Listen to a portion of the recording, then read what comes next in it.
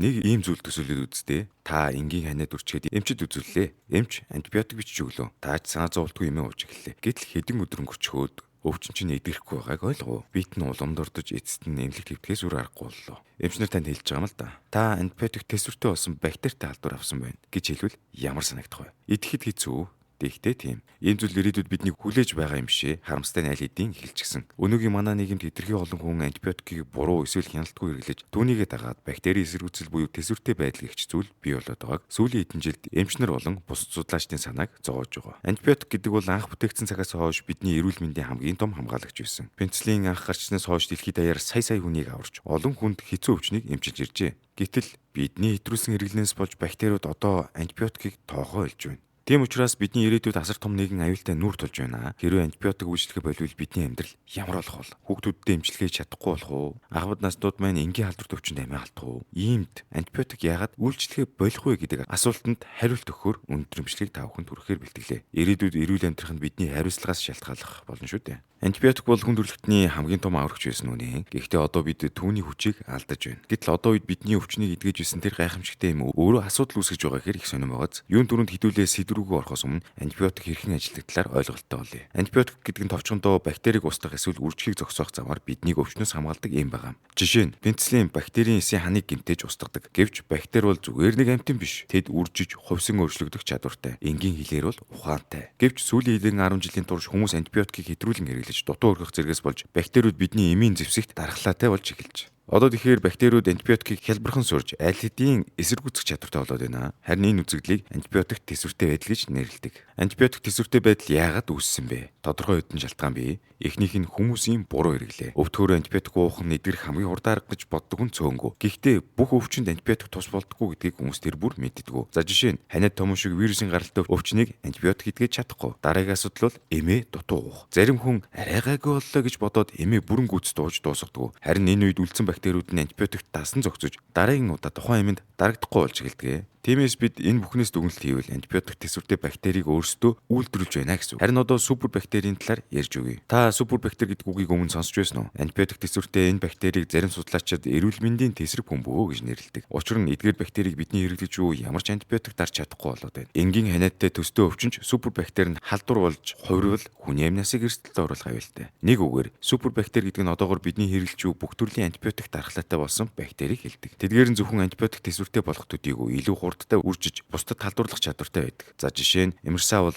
супер бактери хамгийн түгээмэл жишээ. Энгийн бактерийг антибиотикоор дарж чаддаг бол супер бактери нь антибиотикийн эсрэг зэвсэглэж амьд үлдэх арга замаа бий болгож чаддаг. Энэ бол хүн төрөлхтний хувьд том аюул болж байна. За тэгвэл супер бактери хэрхэн үүсвэ? Нэгт бол антибиотикийг хэтрүүлэн хэрэглэх. Ханиад том шиг вирусын гаралтай өвчин антибиотик хэрэглэх нь супер бактери үүсгэх гол шалтгааны нэг юм. Жишээ нь олон хүн баг зэрэг халуурах төдий антибиотик уудаг. Энэ бактерийг бүрэн устгах чадахгүй. Харин тэднийг дархлаатай болгодог. Тааж дараагийн удаа жинхэнэ бактерийн халдвар авах үед дахин антибиотик уусан ч энэ нь юус үйлчлээсэнгүй. Хоёрт эмчийн заврыг үлдаах. Антибиотик нь эмчийн бичгээр бүрэн тунгаар хэрэглэгдэх ёстой. Гэвч зарим хүмүүс би идэгчлээ гэж бодоод эмээ дуусгалгүй орхидог. Энэ нь бактерийг бүрэн устгахгүй, харин антибиотикийг тэсвэрлэх чадвартай шинэ супер бактерийг бий болгодог. 4. Хөдөө аж ахуйн хэрэглээ. Малын өсөлтийг түргэсгэх, өвчин тусгай сэргийлэх зорилгоор антибиотикийг өргөнөөр ашигладаг. Энэ хүнсээр дамжин хүний биед антибиотик тэсвэртэй бактерийг халдаах аюул үүсгэдэг. Энгийнээр тайлбарлавал нэгэн малчин антибиотик хэрэглэхийг зөвшөөрсөн эмийг малдаа тогтмол өгдөг байжээ. Малын махын хүнсэндээ хэрэглэсэн иргэдийн биед антибиотик тэсвэртэй бактери дамжин тэдний эрүүл мэндэд аюул учруулах боломж бүрдсэн гэж үзэж болно. Супер бактери бол бидний хэтрүүлсэн хэрэглэнээс үүдэн бий болсон асуудал. Гэхдээ хүн бүр үүнд хариуцлагатай хандаж чадвал энэ асуудлыг шийдвэрлэх боломжтой асуудал байна.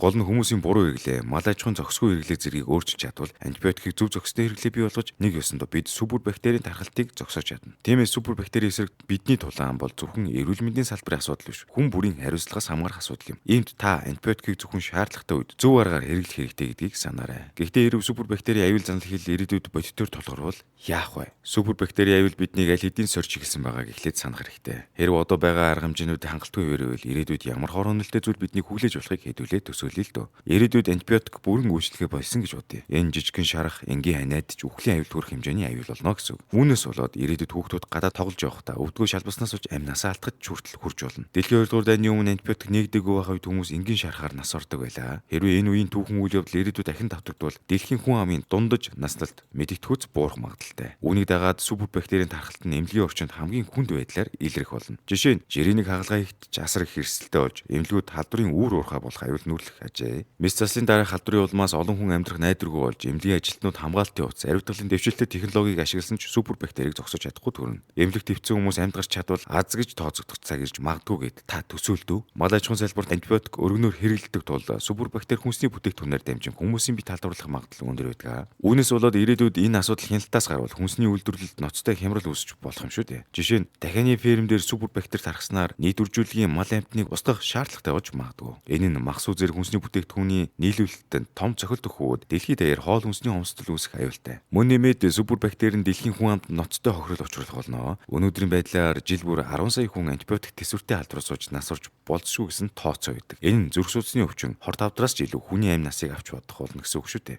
Дээрээс нь хөгжиж буй орнуудад супер бактерийн асуудал хамгийн ноцтой нөлөө үзүүлнэ. Учир нь тэдэнд антибиотикийг орж шинэ нэмийг өөрсдөө үйлдвэрлээд гаргаж ирж чадахгүй учир нь байгаа. Арай дан байдлаар асуудлыг харж үзвэл ирээдүйд супер бактери хяналтаас гарвал хүн төрөлхтөн биотехнологи болон шинжилгээ ухааны бусад салбарт цаг хөрөнгө хэд их зарцуулснаар өөр салбарын хөгжилд цаад учруулж магадгүй. Жишээ нь шинэ нээлт хийх боломжийг хойшлуулж магадгүй. Бүр цаашлаад ирээдүйд хүн төрөлхтний хамгийн гол зорилго супер бактери эсрэг эм гаргах, халдвар түвшнийг тогтоон барихад чиглэж бусад салбарууд уналтанд орохыг ч үүсэхгүй. Өөрөөр хэлбэл шинжилгээ ухааны хөгжил урагшлын оронд зөвхөн хүн төрөлхтнийг оршин тогтнохын тулд ажиллахад хүрч болзошгүй гэсэн үг юм. Супер бактери эсрэг тэмцэлд ялагдсан хүн төрөлхтөн шинэ эрүүл мэндийн хязгаарлагдмал дэлхийд амьдрах болно. Энэ бидний өдөр тутмын амьдралыг улам их хязгаарлалтанд оруулна гэж та төсөөлөд үзтээ. Хүмүүс олон нийтийн арга хэмжээ зохион байгуулах, гадаад даялах зэрэгс татгалзах шаардлагатай болж өвдгөөс зайс хийхээр хүмүүс гэрээсээ гарах нь хүртэл хязгаарлагдаж аж ахуй эдийн засагт асар том сөргөөр нөлөө үзүүлнэ. Өвчин тусах нь үхэлтэй дүү учраас хүн бүр халдвараас айж хоорондын харилцаа холдно гэд энэ талаар ярил бид дуусахгүй хөө. Тиймээс супер бактери эсрэг тэмцэл бол зөвхөн эрүүл мэндийн салбарынх биш гэж дахин хэлье. Хүн төрөлхтний оршин тогтнохын төлөө хамтын тэмцэл байна. Хэрэг бид одооноос хяналтаа сайжруулж антибиотикийн зохистой хэрэглээг хэвшүүлэхгүй бол бидний төсөөлж буй эдгээр аюул бодит байдал болно. Ийм супер бактерийн аюул бидний ирээдүг хүнд сорилтонд оруулж байгаа учраас одооноос бид шийдвэртэй алхам хийхгүй бол удаан хүлээх тусам нөхцөлөд уламд ордог болно гэдгийг энэхүү ишлэгээрээ та бүхэнд сануулж илээ. За тэгвэл хэрхэн үнээс бид өөрчлөлт сэргийлж чадах вэ? Антибиотикийг эмчийн хяналтанд байлгах. Дур мэдэн антибиотик хэрэглэх асуудлыг алиулах хязгаарлалт зохицуулах хэрэгтэй байна. Эмчилгээгээ бүрэн гүйцэд хийлгэх. Дутуу эмчлүүлж бактерийг хагас амьд үлдээхээс бүрэн зайлсхий. Эмчилгээг бүрэн дуусгах нь таны болон бусдын амьдралыг хамгаалж байгаа хэрэг. Антибиотикийг багасгах хамгийн энгийн үр дүнтэй арга бол халдвараас урьдчилан сэргийлэх юм. Бидний өдөр тутмын дадал зуршил халдварыг бууруулах гол зэвсэг болж чадна. Ариун цэврийг чанд цахих, гар гуах, ариутгал хийх, маск зүүх зэрэг энгийн олон үйлдэл нь халдвар дамжихаас сэргийлэх хамгийн үр дүнтэй арга юм. Олон нийтийн вакцинжуулалт. Бүх нийтийн вакцинжуулалтыг чангатгаж халдвар төвчнөөс сэргийлэхийн тулд илүү өргөн хүрээтэй арга хэмжээг авч хэрэгжүүлбэл нэмэртэй байх. Шинжилгээ ухаан судалгаа шинжилгээ бол бидний супер бактери эсрэг хамгийн хүчирхэг зэвсэг юм. Гэхдээ уг салбар одоогоор хөрөнгө оруулалт болон бус дэмжлэг хангалтгүй байсаар л байна. Боловсрол хүн бүрт антибиотикийн буруу хэрэглээний аюулыг ойлгуулж сургууль, ажил, гэр бүлээс эхлэн хариуцлагатай хандлагыг төлөвшүүлэх шаардлагатай. Ингэснээр бид уг асуудлыг үүсгэж байгаа хамгийн ихний шалтгаан болох антибиотикийн зохисгүй хэрэглээг хязгаарлаж чадна. Олон улсын хамтын ажиллагаа. Улс орнууд супер бактери эсрэг стратеги боловсруулах, мэдээлэл солилцох, хамтарсан судалгааны төсөл хэрэгжүүлэх нь антибиотикийн дайнд асар чухал юм аа. Супер бактери аюул биднийг ирээдүйд гарцаагүй хүрэх цаг хугацааны тэсрэг бөмбөг болоод байгааг бид өмнө нь дурдсан. Тэр бид одоо арга хэмжээ авахгүй л ирээдүйд антибиотик тэсвэртэй халдвар бидний амьдралд маш эрсдэлтэй хүнд байдалд оруулна. Хэдий бидэнд цаг тун бага үлдсэн ч гэсэн энэ асуудлыг шийдвэрлэхэд шаардлагатай бүх нөөц бололцоо байгаа. Бид антибиотикийг зөв хэрэглэж халдвараас урьдчилан сэргийлж шинжилгээ ухааны ололтыг дэмжиж чадвал супер бактерийг бүрэн ялах боломжтой шүү дээ. Мөн энэ бол зөвхөн эрүүл мэндийн ажилтнууд судлаачдын хийх ёстой ажил биш ээ. Энэ бол хүн бүрийн оролцоог шаардсан хамтын тэмцэл юм шүү дээ. Хэрэг бид одоо л хариуцлагатай хандахгүй бол бидний дараагийн үе супер бактерийн үр дагаврыг үүрч амьдрах магадлал өндөр байх нь шүү манайхаа. Ингээд дараагийн бичлэгээр бас нэгэн сонирхолтой сэдв орноо. Тэр болтол хүлээгээд лайк дараад subscribe хийгээ сууж байгаарай манайхаа.